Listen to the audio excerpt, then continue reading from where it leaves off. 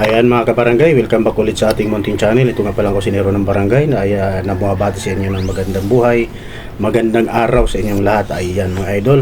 So sa mga tinatamad na lumabas para kumain ng pork silog, ayan, gagawa na lang tayo sa bahay mga idol. At ganito po ang ating diskarte sa ating paggawa ng ating pork silog. Siyempre dapat mayroon tayong pork chop. So nilagyan natin ng slit para hindi kumulubot pagka ito ay ating pinirito ang ating pork chop mga idol. So dapat sure lang po natin na ito ay sariwa para masarap ang ating kain sa ating bahay ng pork silog.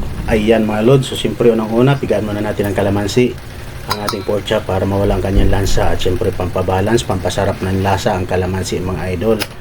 Ayan, at siyempre pangalawa ay lagyan natin ng paminta. Ayan. Siyempre yung bitsin mga lods, lagyan natin ng bitsin. Pero optional, depende po sa inyo kung gusto niyo ng bitsin or gusto niyo ng magic sarap. So ayan, lagyan natin ng konting patis. Siyempre yung timplada natin. Ayan. Lamas-lamasin lang po natin, haluin natin para pumantay ang kanyang lasa. At siyempre isang pirasong itlog. Siyempre lagyan natin ng breading yan para maganda sa ating paborito. Para crispy ang ating pork silog na talaga namang patok sa ating mga tapsilugan mga idol. Ayan. At syempre naglagay na tayo ng 1 cup na cornstarch.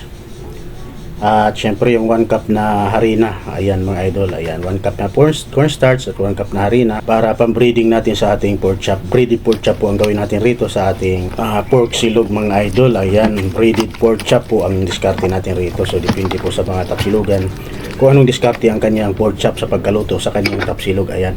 So ayan, niluto na natin ating pork chop. Ayan mga idol, ang ating breaded pork chop niluto na natin.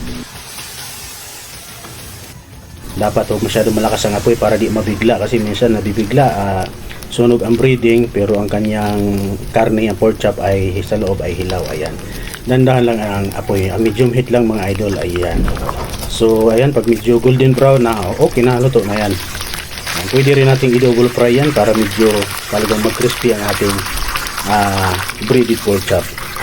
So ayan, niluto na natin ang ating itlog. Siyempre pagka pork silog, hindi po pwedeng walang itlog mga idol. Ayan ang ating sunny side up na talaga namang masarap para sa ating pork silog. Ayan, siyempre lagyan lang natin ng asin lang, konting asin lang.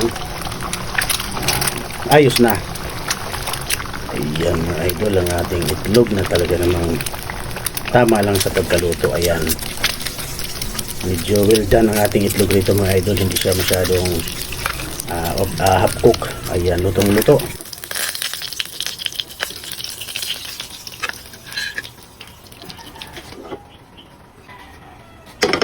So ayan, magsangag naman tayo ng kanin. Siyempre pagka pork silog, kailangan natin ang fried rice mga idol. Ayan, hinaluan natin ng konti ng garlic flakes. Siyempre yung iprito po natin ay yung bahaw natin kagabi. Ayan, iprito na natin ang bahaw para maging masarap ang ating pork silog. Ayan mga idol. At syempre ang timplada ko rito ay rock salt lang. So pwede natin additional ng spring onion at pwedeng may magic sarap. So depende po sa inyo kung anong gusto nyo pampasarap at pampalasa sa inyong pork silog sa bahay mga idol. So yan, ang huli naman ay gagawa tayo ng pre-soup. Syempre pag kumain tayo sa tapsilugan, sa mga pork silog ay mayroong pre-soup. Ayan, ang diskarte ko lang rito ay mayroon tayong kunting pinakulong sibuyas, spring onion, at siyempre yung itlog, at meron tayo rito konting beef stock mga idol. May beef stock po tayo rito hinalo. Ayan, at siyempre ganyan lang kasimple ang pre-soup natin mga idol. Para pag kumain tayo ng pork silog ay talaga namang may sabaw. Ayan, para masarap ang ating kain. Ayan na mga idol, at prepare na natin ang ating pork silog na talaga namang patok sa ating buong pamilya, sa ating bahay. O ayan, sa mga tinatamad na lumabas at kumain sa mga pork silog, ganito lang po ang ating diskarte sa ating bahay, sa ating tahanan.